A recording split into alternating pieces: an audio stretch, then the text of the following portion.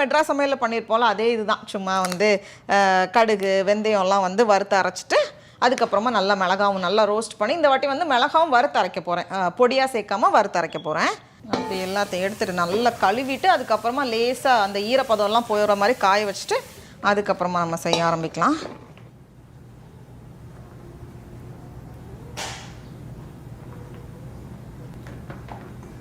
கழுவி நல்லா சுத்தம் பண்ணி வச்சுருக்கேன். இனி இதை வந்து நம்ம அப்படியே கொஞ்சம் சின்ன சின்ன பீஸாக கட் பண்ணிவிட்டு நம்ம வந்து மசாலாலாம் ரெடி பண்ணலாம்.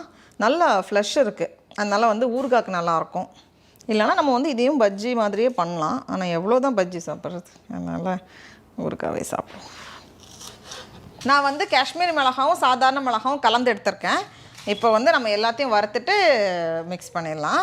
ஃபஸ்ட்டு ஒரு பேனில் கொஞ்சம் கடுகு சேர்த்துருக்கேன். கூடவே கொஞ்சம் வெந்தயம் சேர்த்துட்டு ரெண்டும் நல்லா ரோஸ்ட் ஆனதும் இதை வந்து ஒரு மிக்ஸி ஜாரில் மாற்றி நல்லா பவுடர் பண்ணி இந்த மாதிரி எடுத்துகிட்டு வந்திருக்கேன். இப்போ அதே பேனில் கொஞ்சம் எண்ணெய் சேர்த்துட்டு காஷ்மீரி மிளகாவும் சாதாரண மிளகாவும் சேர்த்துருக்கேன். இது ரெண்டும் நல்லா செவந்து வந்ததும் இதை வந்து மறுபடியும் மிக்ஸி ஜாரில் மாற்றிட்டு நல்லா பவுடர் பண்ணி எடுத்துகிட்டு வந்திருக்கேன். இப்போ இது கூடவே கொஞ்சம் புளியை தண்ணியில் ஊற வச்சு அதையும் சேர்த்து நல்லா அரைச்சி பேஸ்ட் மாதிரி ரெடி பண்ணி வச்சுருக்கேன்.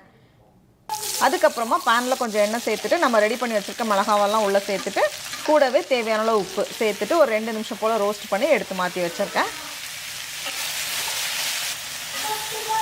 கடைசியாக தாளிக்கிறதுக்கு கொஞ்சம் நிறைய நல்லெண்ணெய் சேர்த்துருக்கேன். எண்ணெய் சூடானதும் இதில் கடுகு வெந்தயம் பூண்டும் கருவேப்பிலை இலையும் கூடவே நம்ம அரைச்சி வச்சுருக்க அந்த பேஸ்ட் கூடவே கொஞ்சம் பெருங்காயத்தூள் கொஞ்சமாக மஞ்சள் தூள் கடைசியாக தேவையான அளவு உப்பு எல்லாத்தையும் சேர்த்துட்டு நம்ம கலந்துட்டு பார்த்தோம் அப்படின்னா சூப்பரான மசாலா ரெடியாக இருக்கும். இப்போ இது கூட நம்ம லைட்டாக வறுத்து வச்சுருந்தோம்ல அந்த மிளகாலாம் உள்ளே சேர்த்துட்டு நல்லா கலந்துட்டோம் அப்படின்னா சூப்பரான ஊறுகாய் ரெடி ஆயிரும்.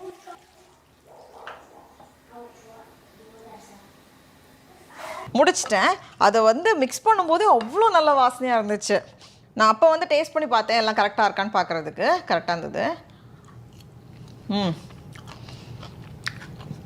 செம்ம சூப்பராக